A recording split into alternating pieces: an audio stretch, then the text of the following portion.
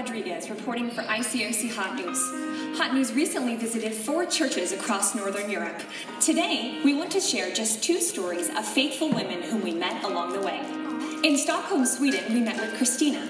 Like most in her country, Christina and her daughter Fanny were not religious people.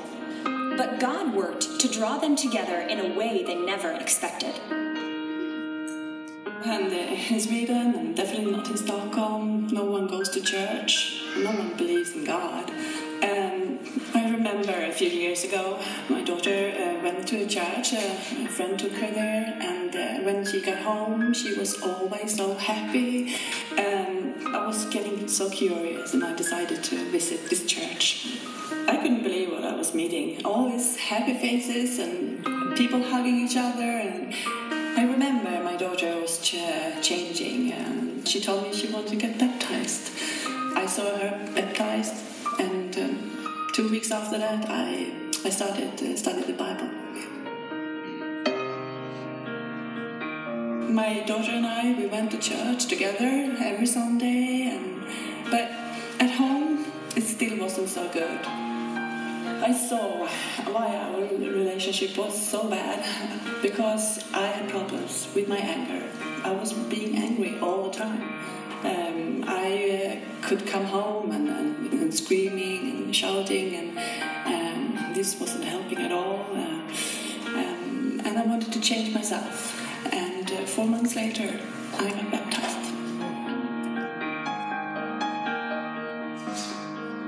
So now when I am a disciple, I'm not angry anymore. And I started to build up my relationship with my daughter again. It has never been as good as it is right now. So thank you, Jesus. Now over in Riga, Latvia, Hot News met with another woman named Reza. Her daughter became a disciple many years ago, but Reza wasn't interested in coming to church with her because she was working. In fact, Reza was working until she was 70 years old. But one day, she finally decided to sit down with the sisters for a Bible study. Here's what happened after the sisters invited her to church. Церковь. Но я говорила, что я работаю. И тут же мне звонит моя директор и говорит: вы уволены. Я говорю: ну, теперь я могу прийти в церковь. 1 марта пошла в церковь. С Божьей помощью, конечно, мы все учили Библию, но 19 марта у меня случился инсульт двусторонний. Ну, без больницы не обошлось, конечно. И там, конечно, 250 на 120 было давление. Конечно, с того света как бы вытащили. Когда я попала в больницу, за меня молилась вся церковь. Через 11 дней я уже могла говорить, ходить, и с Божьей помощью я уже крестилась 11 апреля. And that's just some hot news from around the world. God bless.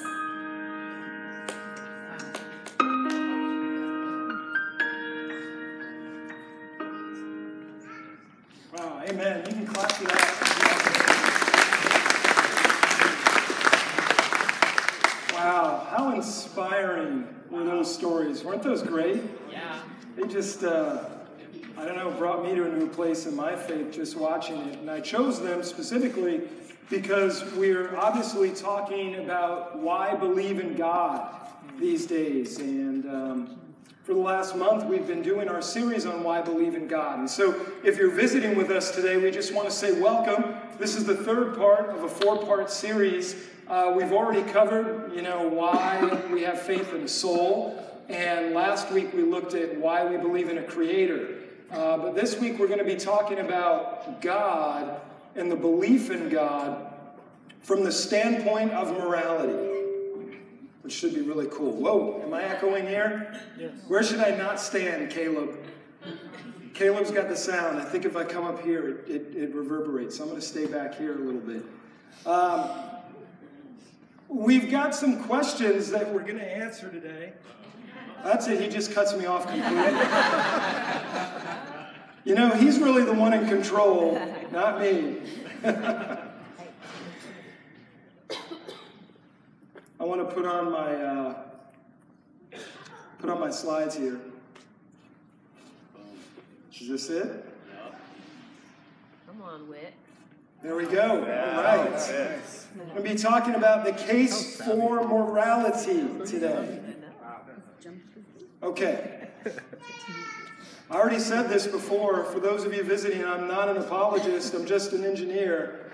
These are designed to strengthen your faith. So I am coming from the place of we want to strengthen people's faith. So am I completely unbiased in this thing? No, I'm not. I have a bias, and my bias is I want you to leave here with faith, of course, but we are trying to have provocative discussion and getting you to think in different ways. And as a Christian, I think too often we take some of our faith for granted.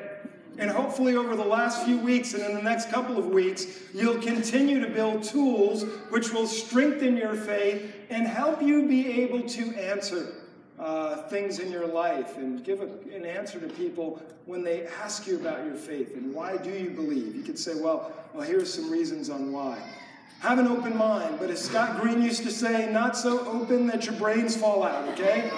We can't just go, we're going to open our minds to believe in anything. Look, I am not opening my mind to the idea that, racism is a great way to live, okay? I'm not open-minded to hearing things like that, and neither should we be as people. Yeah. You should be able to have limits on what you can put in and what you can put out, but we do want to look at things differently and kind of take an objective view of things. Okay, a couple of our key scriptures here from Romans chapter 1. The Bible reads, "For since the creation of the world, God's invisible qualities, his eternal power and divine nature have been clearly seen, being understood from what has been made, so that people are without excuse." In Acts 26, when Paul is talking with King Festus, and he's giving a backup for his faith here, he says, "Most excellent Festus, what I am saying," he's talking about defending the faith here, "is true and reasonable." Okay? So what the Bible does is the Bible kind of sets itself up a little bit here on in defense of our faith. It says, look, these things are true and reasonable. God has put these things on people's hearts. Well, what does that mean from the sake of the Christian view and world ethic? Well, I think it does a couple of things. Number one is for us, it really does take the pressure off in how we bring the gospel to people. Amen? We don't have to have pressure on ourselves. God has taken all that away and says, you know what? I will apply the right pressure on people. We don't need to do it. He goes, I've made myself clear. I've presented things in a way where he goes from the creation of the universe, inside, outside, our morality, our soul. God goes, I am evident in people's hearts and in people's lives. And it really does remind me of those two stories we just watched of those women who are coming from a place of zero faith, but they could see the changes in someone's heart, in somebody's life, and go, wow, I want to believe in God because of that. It was evident to them. And that's what God says. He says, I'm going to make it clear to you. I'm going to make faith clear to us. He also says that the faith is true and reasonable. And I want to back this up again and make this point that we don't ever want you to feel like you can't research and study things out to have a deeper faith. Amen, church? Amen. We're not the kind of church that says, don't look into it. Don't read it. Whatever you do, put that other book down. We're not that group.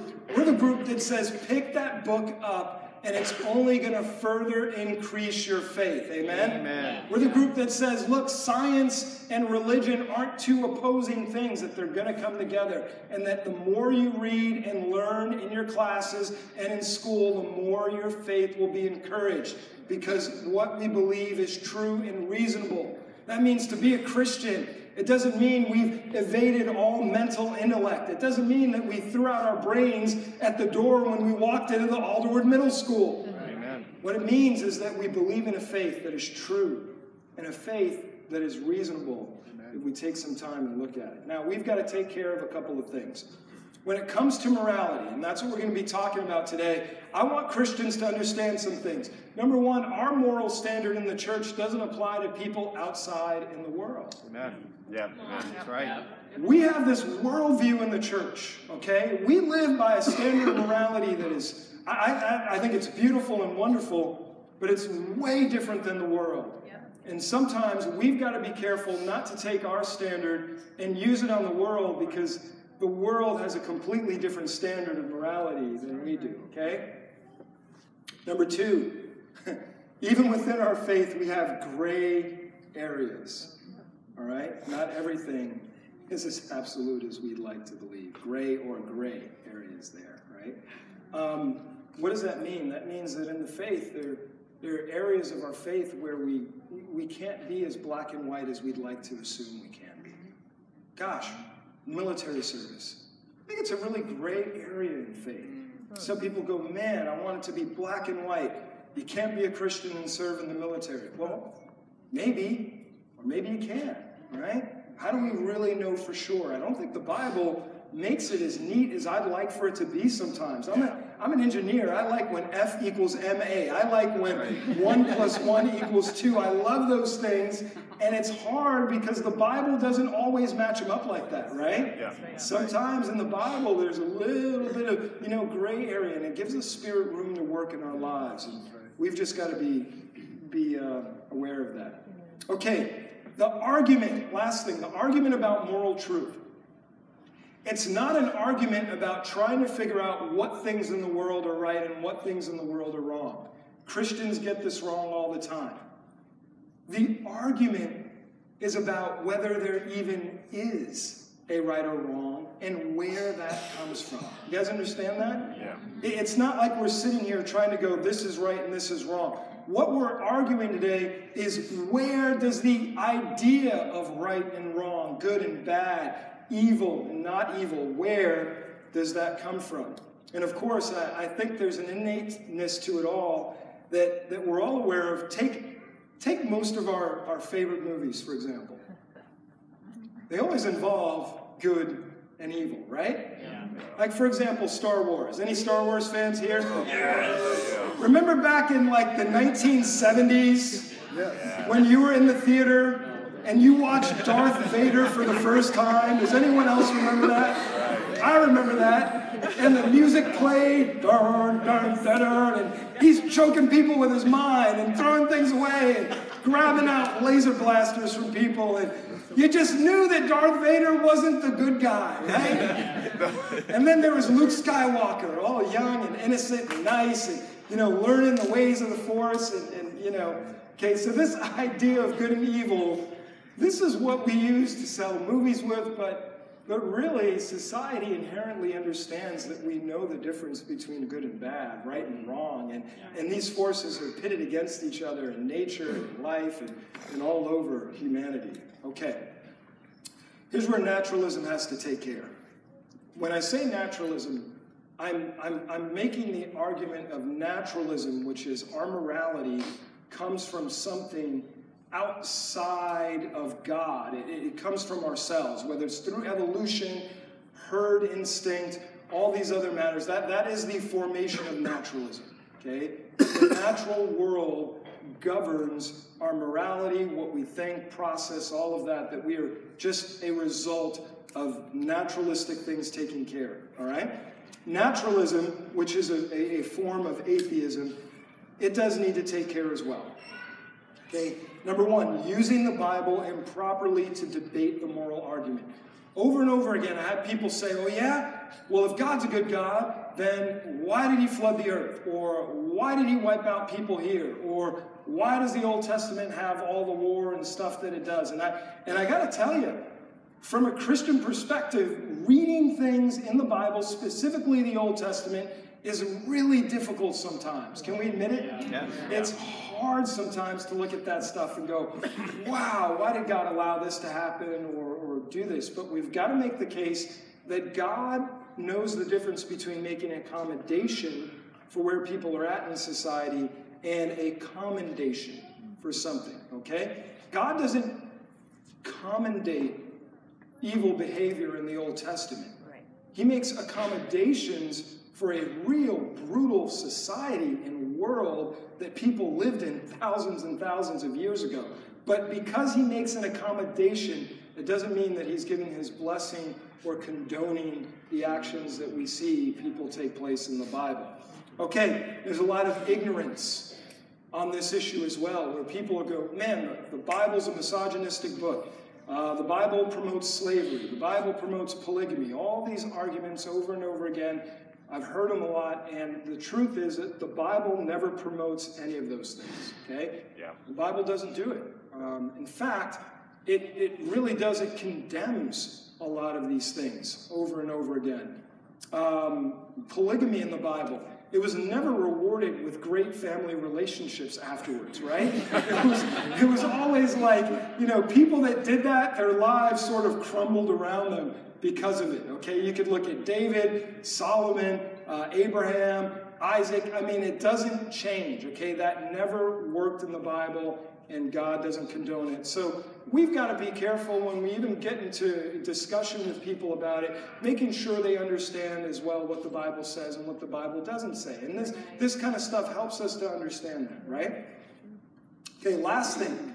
Naturalism has to take care not to introduce its own brand of morality on the world.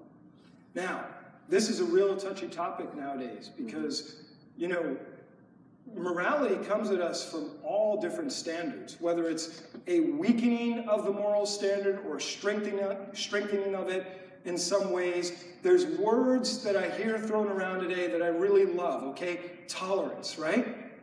I love that word. That means a lot to me. And it should mean a lot to you too. But I don't want the world making the mistake that it's the world who gets to decide what's right and wrong in this world, okay? Who gets to explain to our children, our grandchildren, who ultimately gets to say, well, what is right and wrong? And in the argument we're going to make today, I'm going to make the debate that if you are a naturalist and that you are an atheist, you don't have the right to make any claims on moral absolutes or truths, okay? I am going to make that argument today, and we'll try to stand by it. So where does morality come from? On the naturalist side of things, it comes from where we're at, on the who we are, DNA, herd instinct. On the Bible side of things, the Bible's going to make a case that it comes from God.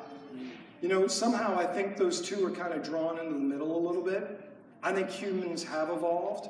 I think we do have some societal things that come into play, and I think that if you look at morality over time, and even in the Bible, the standard of right has gone up and up and up in the scriptures.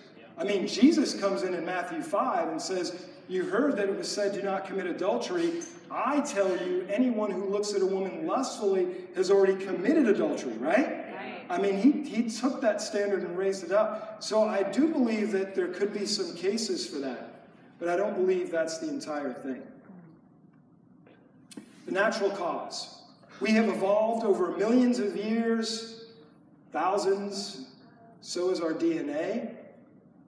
Whether through survival instinct, herd instinct, or mutual existence theory, we've come to know what is right and what is wrong. What these theories espouse is basically this. As people, we don't ever want to act in a way that would sort of destroy the fabric of our society. And so how I treat other human beings is a basis of basically, if I start going around and murdering people with a knife, it's not going to go well with me and my offspring in the future, okay? That's where these arguments come from, that if we live together, we got to understand that you can't, just murder a random group of people or enslave a random group of people. Oh, but wait, we have done that. Haven't we? Okay, all right, well, let's talk about this some more, right? We can grow in our understanding and enlightenment. We become more self-aware, and the standards can change. This is the naturalist argument. I want to look at this, okay? This argument really wears on some thin ice. Because what it does is it basically argues that human beings innately have grown to know what right and wrong is. And as a result of our DNA or our instinct outside of God, human beings, us, just on our own, get to determine what's right and what's wrong. And yet, I find a really big flaw, a lot of really big flaws in that reasoning, okay? Number one, it doesn't explain where morality comes from in the first place. Okay, it doesn't explain why do we even have a right and wrong, or who's to say what is right and what is wrong. That without God, okay, without a higher power, it gets really difficult even to put an assertion of good or bad on a behavior or an action or anything else. Where does it really come from? How do we get it? Survival instinct. I don't think survival instinct explains how we truly interact with each other. I mean, survival instinct, all right, here's a show that I've watched a couple of times. The Walking Dead. Anyone else ever watched that show? You want to admit it here today? Okay, yeah. We'll have a confession right after this. You know, what The Walking Dead is all about is that zombies kind of take over the world, and then humanity is left without structure. And so how do people really behave without laws and, you know, when we're in survival mode? And what you get from The Walking Dead is that, man, when it comes to survival, people will really do some really, really, really bad stuff, right? Yeah. I mean, you watch that show. I had to cut it off after one season. I forgot which one. It was maybe season 3 or 4, where I just said I can't watch it anymore because it's just, it was too deep. There was too much going on, right? But survival, when mankind is pitted for survival, boy, that fight or flight instinct really kicks in. Mm-hmm. And I think that when it comes to survival, people really put their needs above everyone else's needs, right? Yeah. You know, like when the ship is sinking, you know, people get into, I'm going to get off of this boat, right, as quickly as I can. And so these arguments don't hold up. Where they don't hold up is they don't hold up in cases like 9/11. 9/11, when buildings were coming down, right? When our World Trade Towers were bombed by 2 planes flown by terrorists into them. And as the buildings were burning and collapsing, and as people were running out, we had first responders, police officers and firefighters and medics and paramedics all running in. All going, look, I know this is going to lead to death. Actually, after the first building collapsed, more first responders went into the second building, knowing for sure, or almost certain, that they weren't going to make it out. How do we explain that? How do we explain when people go against what they would normally do? How do we explain it in our minds? Not that there is a right or a wrong to it, but how do we explain when human beings behave in complete indifference to how we think they're going to behave, right? That's the moral law.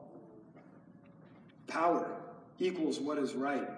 If you're really a naturalist and you really don't believe in God, I'm going to propose to you that you've got to be like the Marquis de Sade, who was a French philosopher and pornographer, an evil person, at least in terms of the Bible's moral standard or the Christian world ethic. But he said some things that are really true, okay? And what he said was when they put him on trial for his different crimes, he told the establishment, I don't believe in your God. And so he goes, look, what I'm doing is right because I have power and it makes me satisfied. So what's right is what's right. What is what's right. What he argued was, how can you put a sense of morality on me when I don't believe in the standard of where your morality comes from? And I think he's right in a way, because if we don't believe in God and we don't believe in a power that is over our existence, we've got to take into effect that, look, what you might determine is right one day might be different than what they determine is right. So how can they be right and you be right? And maybe one day you might think something is right, and then the next day you think it's wrong, right? Well, according to this theory, there is no right. Come on now. There only is. It only is. You can't walk around and say, man, that action that that person or that politician or that judge committed was wrong. All you can say was, how about that? It is. Yeah. I'm not kidding. That's right. Like, how do we ever determine without a God or this place, who's to say that what you think is right should be applied to me or to others? Now, we can say that's not going to be the most beneficial for the most people. Or we can say your action brings harm to others. Right.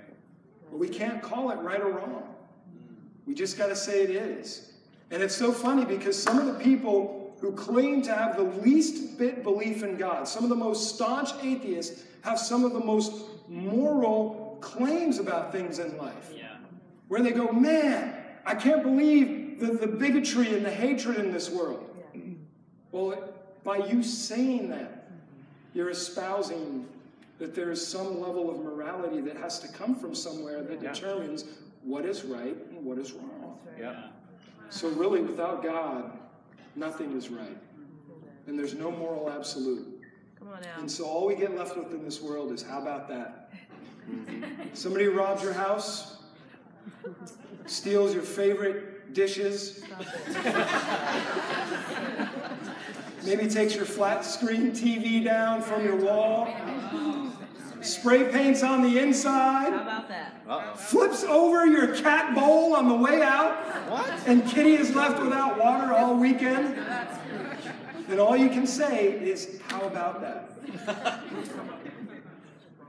You know, but in a real way, I think it really handcuffs in this world. What about things that really matter? What about school shootings? What about the ability to go, man, that is wrong. There's something wrong with that. I know that this last couple of weeks recently, there was a shooting scare in one of our high schools in Shoreline. And I was talking with a father about it, and we both were kind of sharing this, wow, that really hits us close to home, and man, and in our minds, we were thinking of a lot of different ways to try to describe it, but what we both felt was not just, how about that? We felt, this is wrong. There's something, that's not right. That shouldn't be happening. You guys with me here in this argument? I think it's important for us to know the other side, but we got to know it to really understand it. And we got to be able to call it what it is. And so my view of it is this, and I think many different scholars and apologists have come before me, and what they've basically said is that if you pick up this end of the stick, and if you choose not to believe, then you got to pick up the other end of the stick, which means you can't make a moral judgment about anything. That's right. You're just going to have to say what is what is, and you might not like it, and you might not agree with it, but you can't call it right or wrong. It just is what it is. Okay. I showed this quote last week, and I really want to show it again and believe, because I think it takes even more clear form. Here, Provine says, there are no gods, no purposes, no goal-directed forces of any kind. This is an atheist talking here. There is no life after death. When I die, I am absolutely certain that I'm going to be dead. That's the end for me. There is no ultimate foundation for ethics, no ultimate meaning for life, and no free will for humans either. Provine Origins. He's right. He really nailed it. Yeah. Without God, I would say clearly this man is, that is the argument. But that's not the argument that I have, okay? That's not what I believe. Here's the case for morality. Here's what I think the Bible's claims on morality are. I want to start off Genesis 1:26. Open your Bibles if you got them, or read on here.